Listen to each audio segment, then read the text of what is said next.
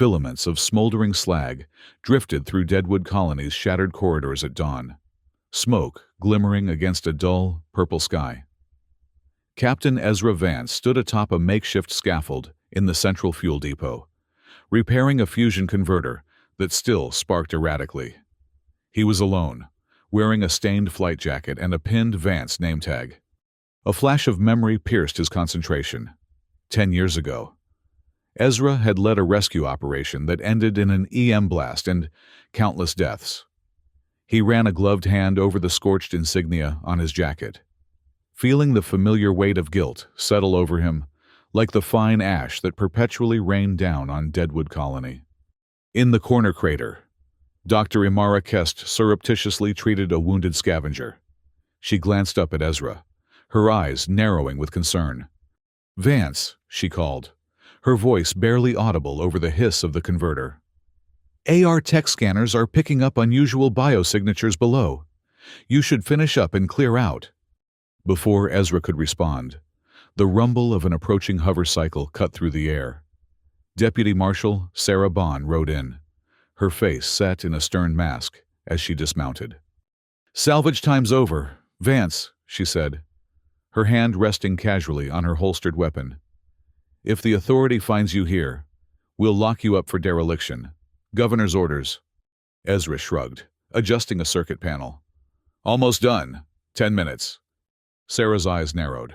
5. Not a second more. As she turned to leave, movement from the debris-choked main thoroughfare caught Ezra's attention. A small silhouette appeared through the haze. A child, blue-skinned, with matted hair full of ash. Luminous veins pulsed faintly beneath her torn cloak as she stepped through a haze of flame, clutching a broken pendant with a faded insignia. Ezra watched, frozen, as the child skidded through the embers, walking directly toward the activation grid of the dormant fusion converter, unaware she was about to be electrocuted. Without thinking, he lunged, grabbing her hand at the last second and pulling her away from certain death. The child looked up, her glowing eyes meeting Ezra's. "Will you be my father?" she whispered, her voice brittle but unwavering. Before Ezra could process her question, a red light blinked in the distance, on the far side of the depot. Bounty hunter Kale Dravik's drone had sensed the child's EM signature. A red flare on his visor pulsed. "Found her," he murmured, signaling to a patrol unit closing in. Ezra looked down at the child, then at his half-finished salvage operation. Everything in him screamed to walk away, to save himself, to avoid getting entangled in someone else's problem. But when he looked into those glowing eyes, he saw fear and hope intertwined, and his old guilt resurfaced. He couldn't walk away, not again. "Come on," he said gruffly, grabbing the child's hand. "We need to move, now." Ezra dragged the girl into a half-collapsed maintenance tunnel. Heat and static arced off loose wiring overhead as they dove behind rubble. Dravik's drone hovered nearby, its spotlight sweeping methodically across the debris. "Stay still," Ezra whispered. The child remained silent, hugging her pendant to her chest, her eyes darting frantically from shadow to shadow. In the dim light, Ezra noticed EM burns along her arms, angry red marks against her blue skin where her luminous veins dimmed. He hesitated, then ripped a piece of his jacket to bandage her wounds. "This will help," he said softly. She barely flinched as he touched her, watching him with wary but trusting eyes. When he finished, she offered him a shard of her broken pendant, 2 small figures carved into metal, a father and child. Ezra recognized the emblem immediately, the crest of the last free Lumari commune, wiped out during the purges. "You're Lumari," he breathed. The realization hit him like a physical blow. No wonder they were hunting her. As they crouched in silence, waiting for the drone to pass, Ezra's mind wandered back to that doomed rescue mission a decade ago. He had led a team into a Lumari settlement, supposedly to evacuate civilians before a military operation. Instead, an EM blast had torn through the area, killing dozens, including many Lumari. His miscalculation. His fault. He felt the child's faint heartbeat against his side and made a silent vow. I won't fail again. A broadcast crackled through the colony's public address system. Governor Hawks's voice echoing off crumbling walls. Any Lumari child found is to be taken alive. No questions asked. Reward 20,000 credits. Return them to Central Plaza. Outside their hiding place, Kyle Dravik adjusted his cyber eye, scanning for heat signatures. She's worth more than credits, he muttered to himself. I'll find you before those authority fools do, little one. When the drone finally moved on, Ezra led the child deeper into the ruins. Eventually, finding their way back to Dr. Imara Kest's hidden makeshift infirmary in the bowels of an abandoned research wing. You're a fool, Vance, Imara said, though there was no real heat in her words as she carefully examined the child's burns. Helping a Lumari in these times? They'll execute you both if they catch you. I couldn't leave her, Ezra said simply. Imara's expression softened as she turned to the child. Your mother was a healer, Yelchara, Lyesta Kest. The child's luminous eyes widened. They called me Lyra to keep me hidden, she murmured. My true name is Yelchara. A beautiful name, Imara said gently. Then to Ezra, her voice urgent. You must flee Deadwood, both of you. The authority won't stop until they find her. Where can we go? Ezra asked. Iron Spine Salvage Station. Find Z Montail. She's been helping Lumari escape off-world. Ezra nodded. He knew Z, his former first officer, now a freelance smuggler. If anyone could help them, it would be her. We'll leave tonight, he decided. But first, we need supplies. As Ezra and Lyra slipped out through a side tunnel, Dravik arrived at Imara's infirmary, seconds too late. He found only a discarded cuff, left behind in their haste. Picking it up, he smiled coldly. Gotcha, he whispered. To reach Iron Spine, Ezra and Lyra would have to cross the open dunes and survive both authority patrols and the deadly storms that swept the crater. It was a desperate plan, but their only chance. The open dunes stretched before them like an obsidian sea, a vast plain of metal shards and radioactive dust. Black dunes shifted like ink under the violet sky. The silence, broken only by the occasional howl of wind through the twisted metal ruins. Stay close, Ezra warned, wrapping a protective arm around Lyra's thin shoulders. Step exactly where I step. They had barely made it halfway across when disaster struck. A sudden dust storm, an iron sirocco, as the colonists called them, roared in from the east. The black sands whipped around them in electric arcs, threatening to bury them alive. Lyra's luminescent veins flared with fright, making her a beacon in the darkness. Cover your glow, Ezra shouted above the storm's fury, pulling her close and shielding her with his body. They huddled together behind a fallen support beam, waiting for the worst to pass. When the storm finally abated, a new danger emerged. Silica-winged dustwings, mutated wildlife that had adapted to the harsh post-war environment, descended upon them, sensing movement. Their razor-sharp appendages glinted in the dim light as they circled overhead. Ezra pulled Lyra behind the rusted hull of an old cargo skiff. Don't move, he breathed. They hunt by motion. For what seemed like hours, they remained frozen, barely daring to breathe as the dustwings circled and eventually dispersed. But their relief was short-lived. Two authority drones emerged from the dust, their EM pulse scanners sweeping the area. Lyra's bioluminescence pulsed dangerously bright, making her impossible to hide. Ezra quickly reached for his old scout training, pulling out a jammer he'd salvaged years ago. He activated it, briefly disabling the drones, but not before one had signaled for reinforcements. The damage was done. The drones had identified them, and the siren wail of approaching authority vehicles echoed across the dunes. Run! Ezra shouted, grabbing Lyra's hand. They sprinted across the shifting sands, their lungs burning with exertion, Behind them, the whine of hover engines grew louder. They weren't going to make it. Just as despair threatened to overwhelm them, a sleek black Corvette swooped down from the sky, engines roaring. The ship, Nightshade, was piloted by Kara Z. Montel. She landed rear first, sliding the ramp down in a shower of dust. "Move it, Vance!" she yelled from the cockpit. Ezra hoisted Lyra aboard just as a Marine-landed crack team cornered them. Bullets ricocheted off the hull plating as Z spun the Corvette's engines, igniting the grav thrusters. The ship soared away, leaving the Authority forces cursing in their wake. In the dim back cabin of Nightshade, safely in orbit above Deadwood, Z checked Lyra for further injuries, while Ezra caught his breath. "You sure know how to complicate things, Vance," Z said, though her tone was fond rather than accusatory. "Taking in a Lumari child, in these times?" Ezra watched as Z gently applied a healing salve to Lyra's burns. "I couldn't leave her." Z nodded, as if she'd expected nothing less. "I've lined up a smuggler's broker on the Outer Expanse," she said, handing him a data snippet. "She can get Lyra passage off system, but the price is steep." Ezra stared out the viewport at the scarred surface of Deadwood below.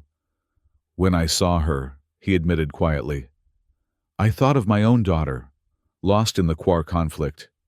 I can't lose another child on my watch." His voice trembled slightly. "I can't fail again." In the low gravity of the ship, Lyra tentatively stepped toward Ezra, resting her small, glowing hand on his. The gesture was so simple, yet so profound. Ezra realized that her question, "Will you be my father?" wasn't childish fantasy, but a desperate plea for protection. Their moment of connection was interrupted by Governor Hawks's face appearing on the comm screen. "Deadwood's Lumari smuggler has been uncovered," he announced, his voice cold with authority. "All ships leaving orbit will be scanned. Any false manifest is a death sentence." Z cursed, shutting off the broadcast. "Our route's blocked," she said grimly. "We'll have to find another way." "The rogue cluster?" Ezra suggested. Z grimaced. "Pirate enclaves and territorial warlords? Not exactly child-friendly." "Do we have a choice?" Z sighed. "No, but there's a trade port on the edge, Starlark. We might find help there."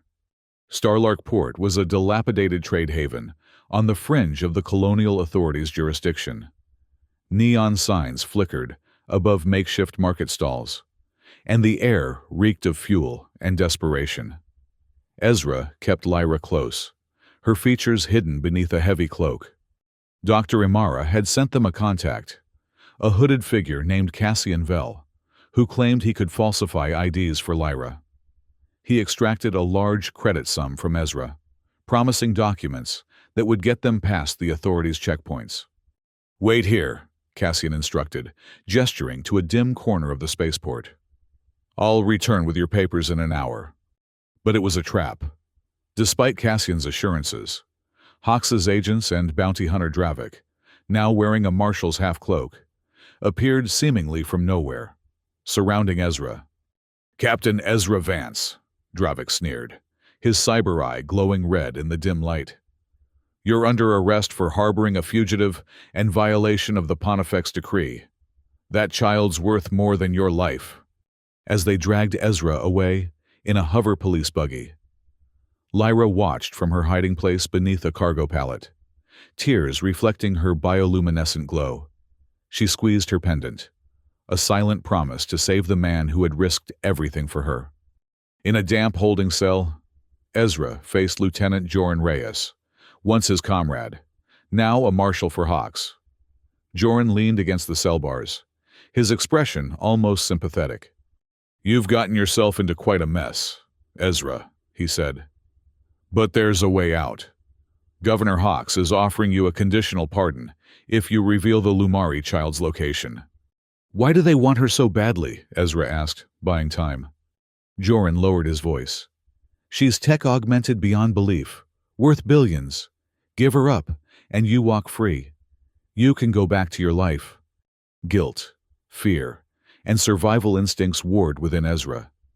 For a moment, he was tempted, so tempted to save himself. Then he glimpsed a scratch on his wrist, the brand from his last failed mission, reminding him of promises broken. "I don't know where she is," he lied. "And even if I did, I wouldn't tell you." Joran's face hardened. "Then you'll die here." Vance, slowly.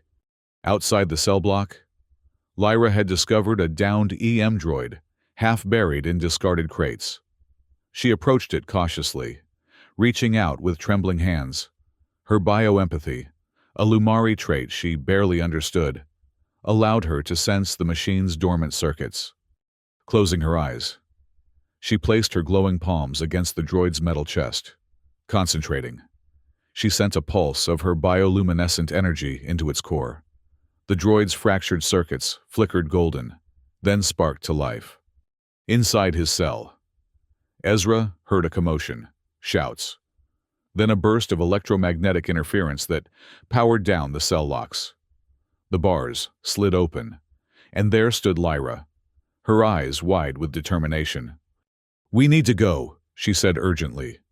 Before Ezra could move, a stun beam crackled to life from a marshal's rifle at the end of the corridor.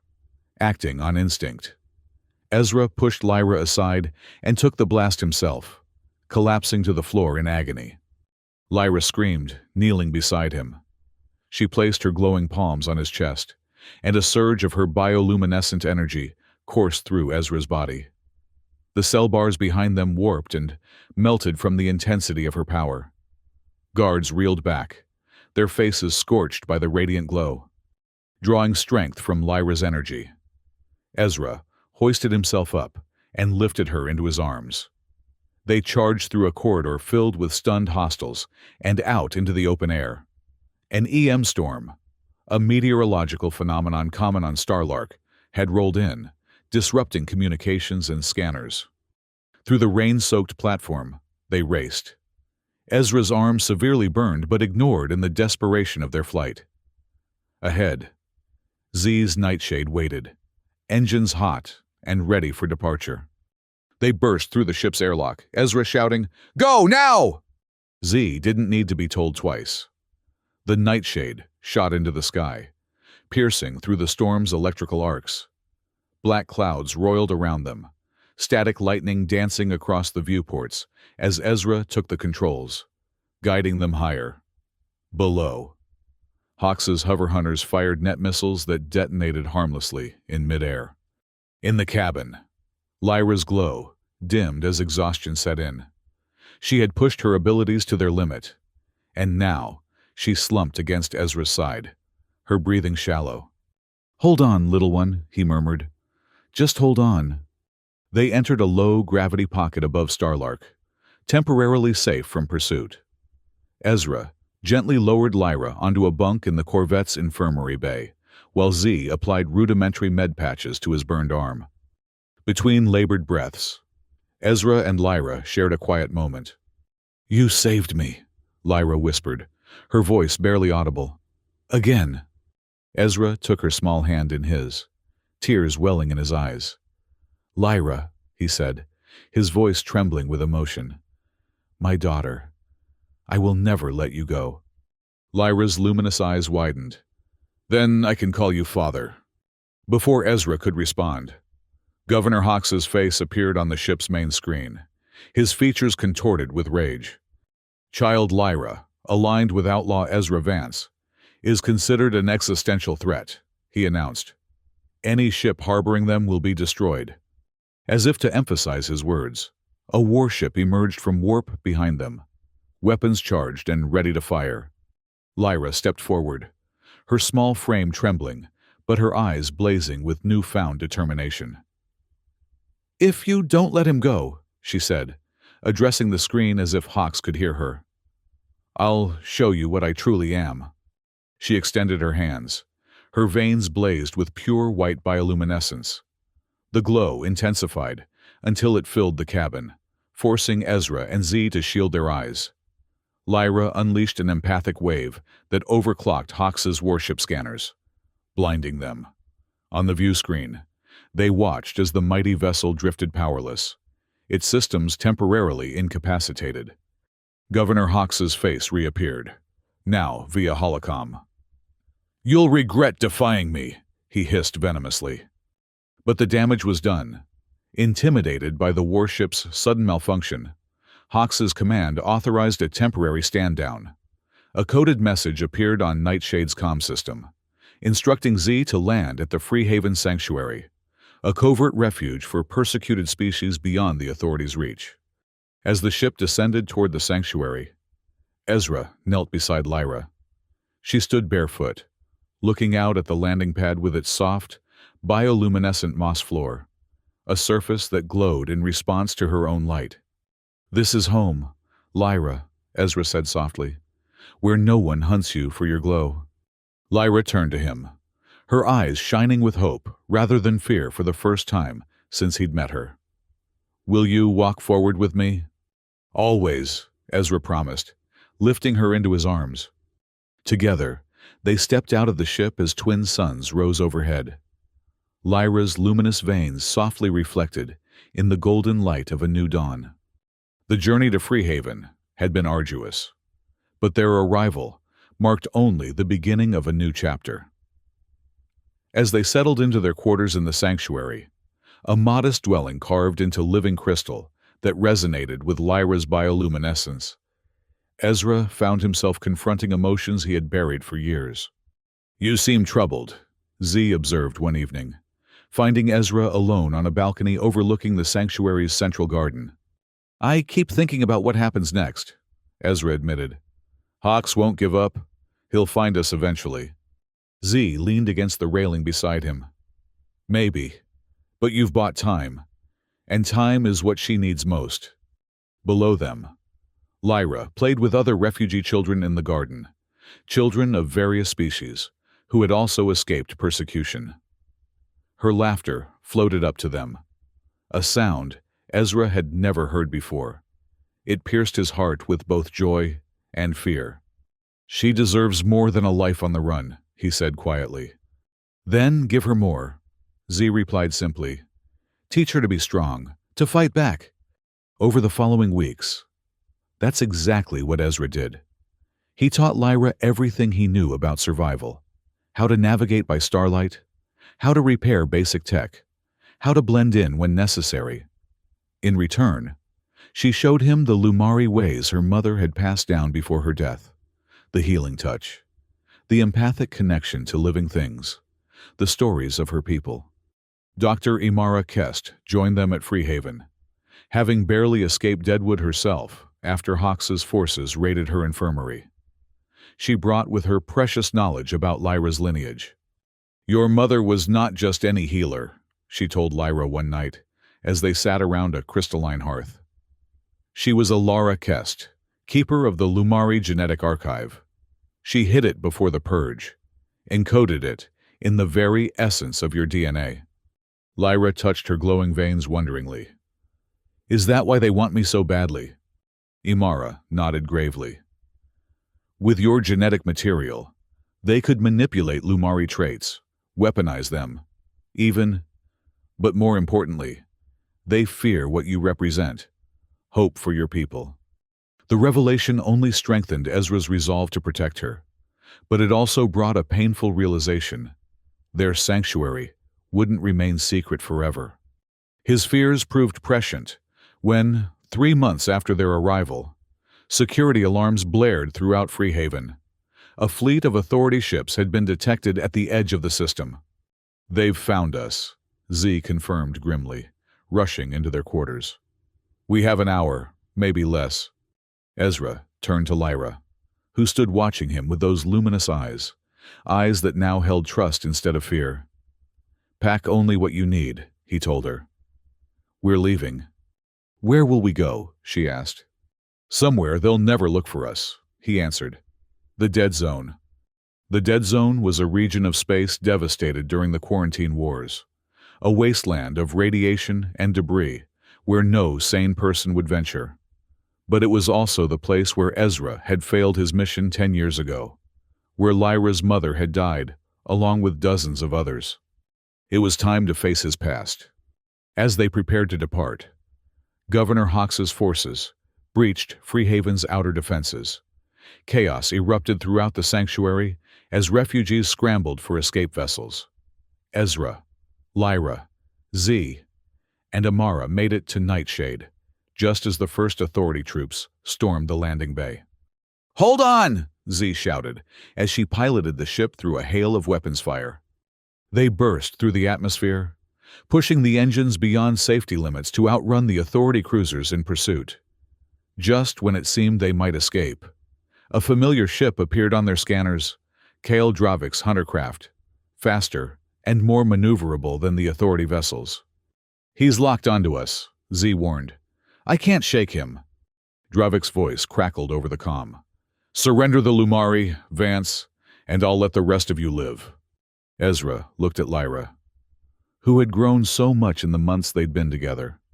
Not just physically, but in confidence and understanding of her abilities. "Trust me?" he asked her. She nodded without hesitation. Ezra took the controls from Z.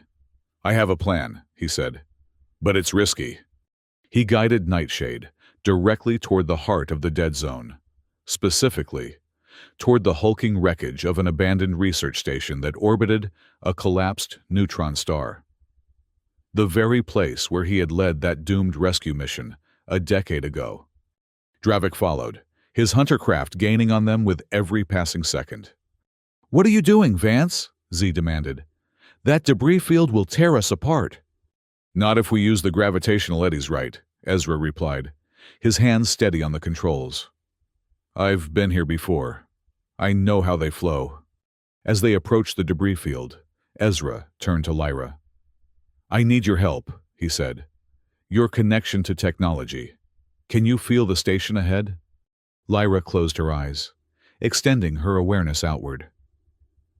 "Yes," she whispered. "It's sleeping, but alive somehow." "Wake it," Ezra urged, "just enough to activate its defense grid." Lyra placed her glowing hands on the ship's console, sending pulses of her bioluminescent energy through Nightshade's systems and outward toward the derelict station. For a moment, nothing happened. Then, like an ancient beast stirring from slumber, lights flickered across the station's hull. Ezra smiled grimly. "Perfect."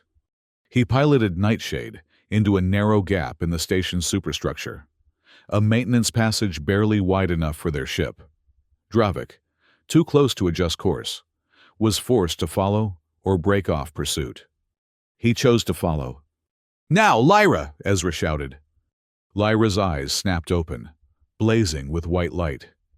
Through her connection to the station, she activated a series of emergency bulkheads. They slammed shut behind Nightshade, trapping Dravik's ship in a sealed corridor as ancient defense turrets powered up. Ezra didn't look back as they emerged from the other side of the station. He knew what would happen to Dravik, the same thing that had nearly happened to him all those years ago. The difference was that Ezra had deserved his fate. Dravik had chosen his. Clear of immediate danger, they set course for the edge of the dead zone, where they could disappear into the vastness of unexplored space. As the neutron star's eerie light faded behind them, Ezra found Lyra standing beside him in the cockpit. "Is it over?" she asked. Ezra shook his head. "Not yet. Hawks will send others. But we bought time, and we'll keep moving until we find a permanent home." "I already have a home," Lyra said simply, taking his hand. "It's with you, Father." The word still sent a surge of emotion through Ezra's chest. He squeezed her hand gently. "Yes, you do.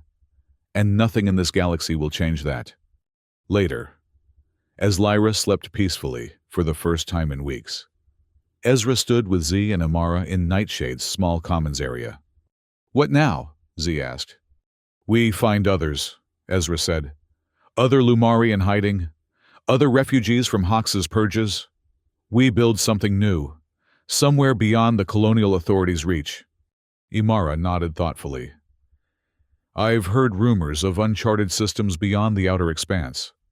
No colonies, no authority presence." "It won't be easy," Z warned. "We'd be pioneers in the truest sense." Ezra smiled, thinking of the little girl who had asked him to be her father, who had given him purpose when he thought his life was over. The best things never are. 6 months later. Nightshade hovered above an uncharted planet, in a system so distant from colonial space that not even the most ambitious governors had thought to claim it. Below them, a valley nestled between mountain ranges glowed with indigenous bioluminescent flora, plants that responded to Lyra's presence with increased luminosity. "It's perfect," Lyra breathed, her face pressed against the viewport. "It feels like it was waiting for us." Ezra stood beside her, marveling at how much she had grown, not just physically, but in confidence and control of her abilities. "What shall we call it?" he asked. Lyra thought for a moment, then smiled. "Lumenhome," she said decisively. They weren't alone anymore. Over the past months, they had found other survivors, a handful of Lumari children and adults in hiding, refugees from various persecuted minorities, and even some former colonial citizens who had grown disillusioned with the authorities' increasingly oppressive regime. As Nightshade descended toward what would become their settlement, Ezra reflected on the journey that had brought them here. From that moment in Deadwood's ruins, when a frightened child had asked him to be her father, to now, preparing to build a new life, a new society based on acceptance rather than fear. He thought of Governor Hawks, still hunting them across the stars, and of all they had sacrificed to reach this point. The road ahead would not be easy. They would face challenges, environmental, social, perhaps even threats from the colonial authority if they were ever discovered. But looking at Lyra, no longer the terrified orphan he had rescued, but a confident young person coming into her own power, Ezra knew with absolute certainty that he had made the right choice when he couldn't walk away. "Ready?" he asked as the landing ramp lowered onto the soil of their new home. Lyra took his hand, her luminous veins pulsing with excitement, rather than fear. "Ready, Father." Together, they stepped forward into the light of a new beginning.